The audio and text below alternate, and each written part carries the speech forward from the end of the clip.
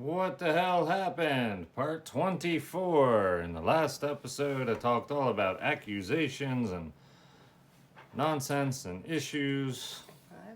Before I move into the divorce and the finalization of all legal documents and everything that was going on, I gotta go back yet again. Really, who I think was behind all of this all along was this Mennonite cult.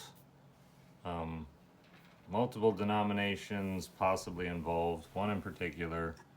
Um, it, I think they were the masterminds of all of this, and I absolutely regret ever having met any of them and seeing that there was a nice people on the surface, and I'm sure some of them are good people, like in every cult. You know, there's good people in every cult. They're stuck in it. They don't get to the upper levels and get to know all this stuff. Um, I didn't know all this stuff until just spending enough time and starting to figure it out. Even when outside of the Mennonites, it's just like, it's crazy. But anyway, let's go to the social media side of this because when this is happening, I believe I'm somewhere around a million. No, I'm over a million followers on TikTok. And social media, like all these things that they were getting to me with, and just trying to convince me of, social media kept coming up all the time. And I think there was a real jealousy. I would, they wanted. It became quite obvious. Nobody ever said we need to take over your social media. It is my opinion, based on all the little different comments and things made, they wanted this social media account. Um, and more than that, they wanted me to stay on the social media account and be a talking puppet for them. Um, no, and then they just kept alluding to it. They're just like, I think some of the frustrations with Delilah and Jezebel is that you don't post enough about your religion on social media. And then I informed them that I have this other page, which is a religious page. I don't post there often. I haven't posted there in like 9 months now or something. It just, but because I believe what I believe, it's my way of giving credit to a higher power without like being in your face about it. Because if you talk about religion, it sounds like, even if you just talk about my religion, people hear you must change your ways. And so I do not at all want to come across that way. I apply the religious principles I believe to me. That's who I apply them to. If you want to hear about them, I'll tell you about them. I'll maybe shove them off on a side channel somewhere so you can hear a little bit about them. Cool thing about that channel is I know at the very beginning I did actually talk about Mennonites and somewhat how they were. And this was before all of this transpired, and I really understood how bad it actually is. Like, they are just a nasty cult.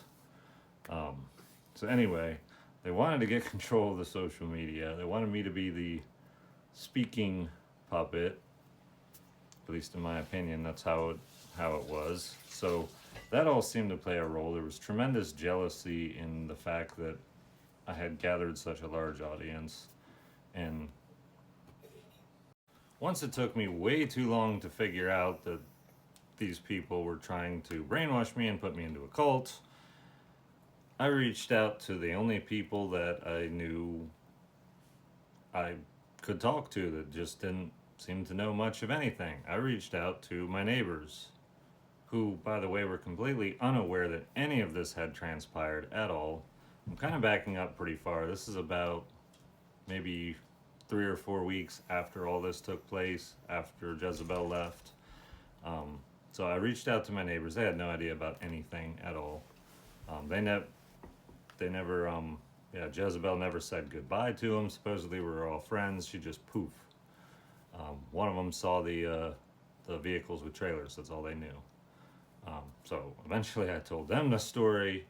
I became really good friends with my neighbors, but onto the social media thing, I do lives on TikTok, and I do lives on YouTube more now, but I did lives on TikTok, and I had moderators, and they basically just monitor the comments and stuff. Well, my moderators are different. We're friends. I found people I wanted to be moderators. I became good friends with them, and we would do a video call a half hour before. I'd catch them up on all the new information, what the live was going to be about, what questions they could answer, and give them answers to questions. That way I could just proceed and talk, and they're all really, really good at that. Well, I found myself in the midst of all this, basically not really happy that I existed. So I wanted to, and I didn't like to feel that way. I was not going to do anything about it, but yet there I was. And so I reached out to this group of moderators, and I didn't tell them the entire story because this story is getting huge by now, but I gave them a rundown as I knew it and told them a bunch of information, and they were pretty much kind of dumbfounded, I think. But one of the moderators was Jen, who is my girlfriend, and she lives with me, and she's helping me do this video by sitting there and smiling at me. So put the whole story out there, as much of it as I knew at the time, out to them, and they really jumped into action. They were extremely supportive. Made sure I was like eating food just by asking, like, hey, are you like making yourself food and stuff? And I was like, yeah, no, not really.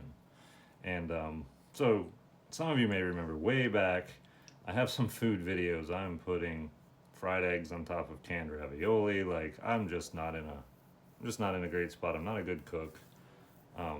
I was just totally depressed and didn't want to eat food, let alone make food for myself.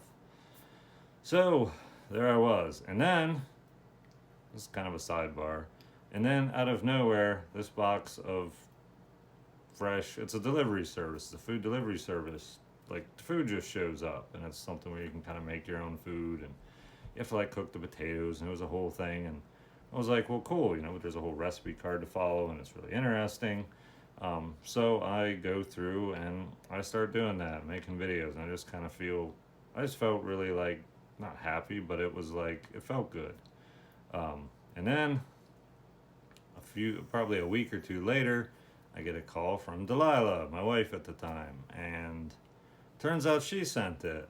And she basically sent it on her own, and then the other group, the whole group of Mennonites, pretty much told her like that was fine, or they like encouraged her to send it. I'm not sure, but either way, they thought I was being super fake on social media. Like, I was begging for attention, like, oh no, I have to eat ravioli and eggs, and like they thought I was playing it up. There was no possible chance I was actually depressed because my entire life fell apart. That couldn't have been it. So and yeah, my wife just absolutely scolded me on the phone for being fake, and it's like, you can make food, make better food, eat better food, don't keep playing all this up. And like, it's not like people were sending me food. I was just making random food because it's what I had and it's what I felt like doing, and I just video what I do. And I was trying not to like just absolutely just sit there recording me sitting staring at the floor like this, because that's what else I was doing. And it kind of gave me something to do, and then she sent that, and then she scolded me for forever, and it felt like an insane betrayal again. Like, I thought like somebody cared about me, and then turns out no, it was just you finding a way to scold me by sending me food. So anyway, all that to say, the mods came out all the time to visit me. I was genuinely thinking that these Mennonites were going to come and take me away to one of these camps by force. I was kind of like, yeah, prepared for that, but yet you have to sleep sometime, right? So I thought they were going to come take me by force. People came all the time. There were people here probably 50 to 60% of the time. I staggered my videos so nobody could tell. It looked like people were here when they weren't, and when they weren't here, they were. It was just, yeah, a little bit of a disinformation by just delaying my videos, right, and showing people and not showing people. So ended up being, that's how it was. And I think maybe I've caught up on all the little sub stories that are supposed to run along with this. This story is difficult to tell for a bunch of reasons. But anyway, we're out of time. On to the next part.